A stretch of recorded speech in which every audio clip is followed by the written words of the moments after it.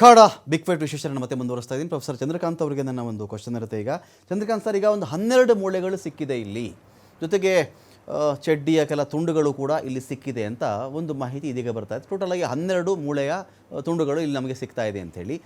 Suppose ಈ ಒಂದು ವಿಚಾರವನ್ನು ಚಂದ್ರಕಾಂತ್ ಸರ್ ಮುಂದೆನೇ ಇಟ್ಟಾಗ, ಈ 12 ಮೂಳೆ ತುಂಡುಗಳನ್ನು ಇಟ್ಟಾಗ, ಇದ್ರ ಬಗ್ಗೆ ಒಂದು ಕೊಲೆ ಅನ್ನೋ ಸಂಶಯ ಈ ಕೇಸ್ ಸುತ್ತ ಇದ್ದಾಗ ನಿಮ್ಮ ಇಡೀ ಗಮನ ಇದು ಕೊಲೆ ಆಗಿದೆ ಎನ್ನುವ ಆಯಾಮದಲ್ಲಿ ಆ ತನಿಖೆಗೆ ನೀವು ಇಳಿತೀರಾ, ಅಥವಾ 12 ಮೂಳೆಗಳನ್ನು ನೀವು ಎಷ್ಟು ವರ್ಷಗಳ ಹಿಂದೆ ಹೂತಿರಬಹುದು, ಈ ಮೂಳೆಗಳ ಕಥೆ ಏನು, ಯಾರಿರಬಹುದು ಈ ವ್ಯಕ್ತಿ, ಈ ಆಯಾಮದಲ್ಲಿ ನಿಮ್ಮ ತನಿಖೆ ಸಾಗುತ್ತಾ sir? So first of all, ಈಗ ನಾನು ಆಗಲೇ ಹೇಳ್ದಾಗೆ, ಈಗ ಸ್ಕೆಲಿಟಲ್ ಎಕ್ಸಾಮಿನೇಷನ್ ಅಂತ ಹೇಳಿ ನಾವು ಇದನ್ನು ಕರಿತೀವಿ, ಅಥವಾ ಕೆಲವು ಟೈಮಲ್ಲಿ ಇದನ್ನು ಎಕ್ಸ್ಪರ್ಟ್ ಒಪಿನಿಯನ್ ಅಂತ ಹೇಳಿ ಕೂಡ ಕರಿತೀವಿ.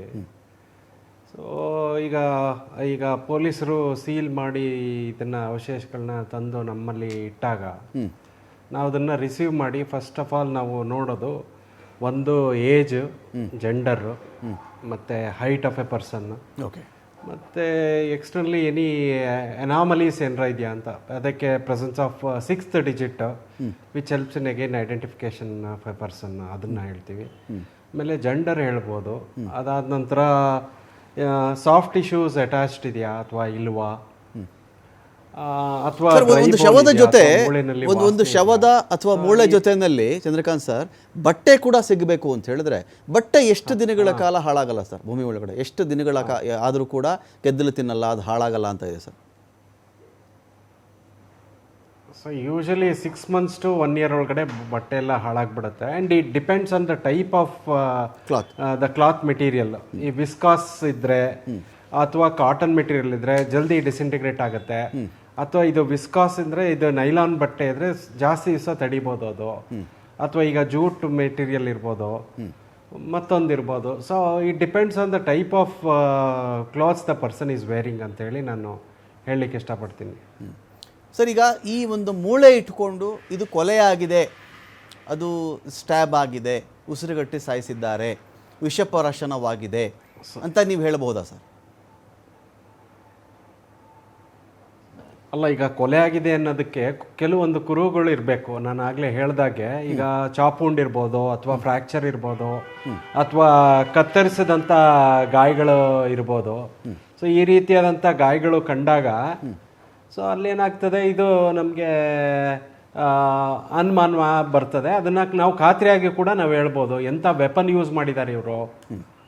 So whether it is a sharp weapon ಅಥವಾ sharp and heavy blunt weapon ಅಂತೇಳಿ ನಾವು ಹೇಳ್ಬೋದು, ಅಥವಾ person having a hit with a broad weapon with a broad striking surface area. So ಈ ಥರದ್ದೆಲ್ಲ ನಾವು ಪೊಲೀಸರಿಗೆ ಕೊಡುವಂಥ ಸನ್ನಿವೇಶ ಸೃಷ್ಟಿ ಆಗ್ಬೋದು. ಓಕೆ, ದಿನೇಶ್ ರಾವ್ ಅವರೇ, ಈಗ ಇನ್ನೊಂದು ಪಾಯಿಂಟ್ ಏನು ಬರುತ್ತೆ ಅಂತ ಹೇಳಿದ್ರೆ, ಸೊ ಈ ಥರದೊಂದು ಮೂಳೆ ಸಿಕ್ಕಾಗ ಆ ಟೇಬಲ್ ಮೇಲೆ ತಂದು, ನಿಮ್ಮ ಟೇಬಲ್ ಮೇಲೆ ತಂದು ಆ ಮೂಳೆಗಳನ್ನು ಇಟ್ಟಾಗ ನನಗೆ ಇದ್ರ ಬಗ್ಗೆ ಕೊಲೆನೇ ಅಂತ ಅನುಮಾನ ಇದೆ ಅಂತಾಗ ಒಂದು ಭಾಗ ಆ ಆ್ಯಂಗಲಲ್ಲಿ ನೀವು ನೋಡ್ತೀರಾ, ಅದೊಂದು ಪ್ರಶ್ನೆಯಲ್ಲಿ ಉಳ್ಕೊಳ್ಳುತ್ತೆ. ನನ್ನ ಎರಡನೇ ಪ್ರಶ್ನೆ ಇಲ್ಲಿ ಏನಿದೆ ಅಂತ ಹೇಳಿದ್ರೆ, ಈ ಬಟ್ಟೆಗಳು ಸಿಕ್ಕಿರುವುದನ್ನು ನೋಡಿದಾಗ, ಈಗ ಅಲ್ಲಾಗಲೇ ಚಂದ್ರಕಾಂತ್ ಸರ್ ಹೇಳ್ತಾ ಇದ್ರು ಒಂದು 6 ತಿಂಗಳಿಂದ 1 ವರ್ಷ ಅಷ್ಟೇ ಅಂತ ಹೇಳಿ. ತೀರಾ ಇತ್ತೀಚೆಗೆ ಹಾಗಾದರೆ ಮಣ್ಣು ಮಾಡಿದ್ದ? ಇದೊಂದು. ಯಾವುದೋ ಆಯುಧದಿಂದ ಹೊಡೆದು ಬಿಟ್ಟಿದ್ದಾರೆ, ಮೂಳೆಗೆ ಈ ಥರದ್ದು ಪೆಟ್ಟಾಗಿದೆ ಅಂದರೆ ಒಂದು ಭಾಗ. ಮೂಳೆನೇ ಪುಡಿಯಾಗಿದ್ದರೆ ಯಾವುದು ಪೆಟ್ಟಾಯಿತು, ಯಾವುದು ಸಹಜವಾಗಿ ಇಲ್ಲಿ ಪುಡಿ ಆಗಿಬಿಟ್ಟಿದೆ, ಯಾವುದು ಪ್ರಕೃತಿಯ ಹೊಡೆತಗಳಿಗೆ ಸಿಕ್ಕಿ ಈ ಥರ ಪುಡಿಯಾಗಿದೆ, ಅದನ್ನು ಕಂಡು ಹಿಡಿಯೋದು ಹೇಗೆ? ರಮಾಕಾಂತ್ ನೋಡಿ, ಇದಕ್ಕೆ ಹೇಳೋದು, ಇದು ಅನುಭವ ಆಗ್ಲಿ, ಈ ಸೈಂಟಿಫಿಕ್ ಎಕ್ಸಾಮಿನೇಷನ್ ಅಂತ ಹೇಳೋದು. ಈಗ ನೀವು ಹೇಳಿದ ಹಾಗೆ ನೀವು ಎಲ್ಲಾ ಕಾಂಪೋನೆಂಟ್ಸು ಒಂದ ಪ್ರಶ್ನೆನಲ್ಲಿ ಹಾಕಿದ್ರಿ, ಒಪ್ಕೊಳ್ಳೋಣ. ಈಗ ಬಟ್ಟೆಗಳು ಸಿಕ್ಕಿದೆ, ಮೂಳೆ ಪುಡಿ ಆಗಿದೆ, ಪ್ಲಸ್ ಈ ಮೂಳೆಗಳ ಮೇಲೆ ಗಾಯಗಳನ್ನ ಆಗಿದೆ. ನೋಡಿ, ಈ ಮೂಳೆ ಪುಡಿ ಆಗ ಸ್ಟೇಜ್ ತಲುಪಲಿಕ್ಕೆ ಸುಮಾರು ವರ್ಷ ತಗೊಳುತ್ತೆ. 25, 30, 40, 50 depending on that condition of the soil. So ಆ ಮೂಳೆ ಪುಡಿ ಆಗ ಅಂತ ಹಂತಕ್ಕೆ ಬೋನ್ ತಲುಪಿದಾಗ ಬಟ್ಟೆಗಳಿರ್ಲಿಕ್ಕೆ ಸಾಧ್ಯ ಇಲ್ಲ. That is number 1. ನಂಬರ್ 2, ಈಗ ಮೂಳೆಗಳ ಮೇಲೆ ಇರ್ತಕ್ಕಂಥ ಗಾಯಗಳು ಇವನ್ 20-25 ವರ್ಷ ನಂತರನೂ ಅದು ಗಾಯಗಳಾಗಿ ಉಳಿತದೆ. ಅದನ್ನ ತೆಗೆಯ ಪ್ರಮಾಣ ಯಾವ ರೀತಿ ನೀವು ಎಕ್ಸ್ಯೂಮ್ ಮಾಡ್ತೀರಿ. ಈಗ ನೀವು ಏನ್ ನೋಡ್ತಾ ಇದ್ದೀರಿ, ಈಗ ನಾನು ಮೊನ್ನೆ ನಾನು ಹೇಳ್ತಿದ್ದೆ, the type of exhumation with their carrying is absolutely not as per the protocols which has been defined international. ಯಾಕೆ ಅಂದ್ರೆ ನೋಡಿ, ಒಂದು ಎಲ್ಲದಕ್ಕಿಂತ ಇಂಪಾರ್ಟೆಂಟ್, ಈ ಕ್ರೈಮು, ಈ ಇನ್ವೆಸ್ಟಿಗೇಷನ್ ಎಲ್ಲ ಬದಿಗಿಟ್ಟು, the dignity of the dead and the sensitivity surrounding the grave, ಅದನ್ನ ಕಾಪಾಡ್ಕೊಳ್ಳೋದು it is the duty of the every citizen of the civilise society and the same thing with the investigating officer called SIT.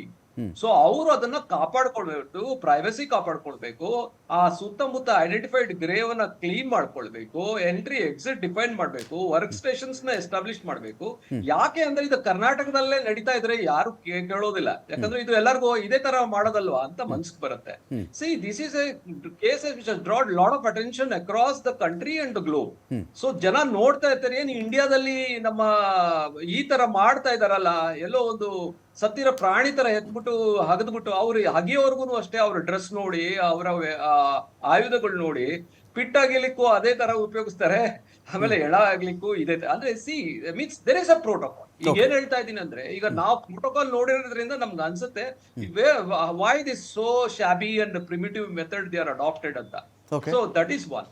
So ಈಗ ನೀವು ಹೇಳಿದ ಪ್ರಶ್ನೆಗೆ ಇನ್ನೊಂದೇನಂದ್ರೆ, ಈ ತರ ಜಾಗದಲ್ಲಿ where it is well known for disposal of unclaimed, ಏನ್ ಮಾಡ್ಬೇಕಾಗಿತ್ತು ಅಂತ ಸರ್ SIT ಅವರು ಯಾವ ತರ ತನಿಖೆ ಮಾಡ್ಬೇಕಾಗಿತ್ತು ಅಂತ ನೀವು ಹೇಳೋದಾಗಾದ್ರೆ, ಹೆಂಗ್ ಆಗಿದ್ ನೆಲ ಆಗಿದ್ ಹೇಗೆ?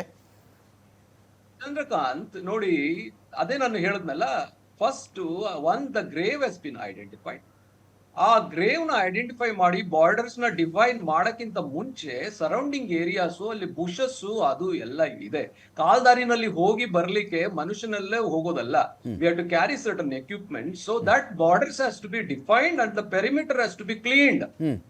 ಸೊ ಈ ತರ ಮಣ್ಣು ಗಿಡದಲ್ಲಿ ಯಾಕಂದ್ರೆ ನೀವು ಕಾಲಲ್ಲಿ ಏನೋ ಎತ್ಕೊಂಡು ಹೋಗ್ತೀರಿ, ಕಾಲಲ್ಲಿ ಹೊಕ್ಕಿರ್ತದೆ, ಮಣ್ಣಿನಲ್ಲಿ ಇಳಿತೀರಿ, ಅಲ್ಲಿ ಸಿಗ್ತಕ್ಕಂತ ಎವಿಡೆನ್ಸ್ ಅಂತ ಕರೆಗಣನೆ ಮಾಡ್ಲಿಕ್ಕೆ ಆಗ್ತದ? ಯು ಅಂಡರ್ಸ್ಟ್ಯಾಂಡ್ ವಾಟ್ ಐ ಮೀನ್?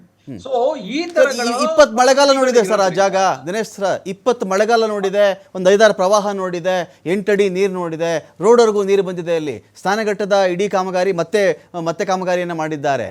ಅವಾಗ ಯಾವಾಗೂ ಹಾಳಾಗದೆ ಇರೋದು, ಇವ್ರು ಶೂ ಹಾಕೊಂಡು ಹೋಗ್ಬಿಟ್ರೆ ಹಾಳಾಗ್ಬಿಡುತ್ತಾ? ಒಳ್ಳೆ ಪ್ರಶ್ನೆ ಕೇಳಿದ್ರಿ. ಈಗ ದ ಬಾಡಿ ಗ್ರೇವ್ ಅಂತ ಲೊಕೇಟ್ ಮಾಡಿರೋದು ಪ್ರವಾಹ ಬಂದಾಗಲ್ಲ, ಈಗ ಒಂದು ತನಿಖೆ ಸ್ಟಾರ್ಟ್ ಆದ್ಮೇಲೆ. That is what is the difference. Though it may be a public place before, but now it is been identified. Now it is for all possibility, may be a secondary crime scene or a tertiary crime scene where the body has been dispose.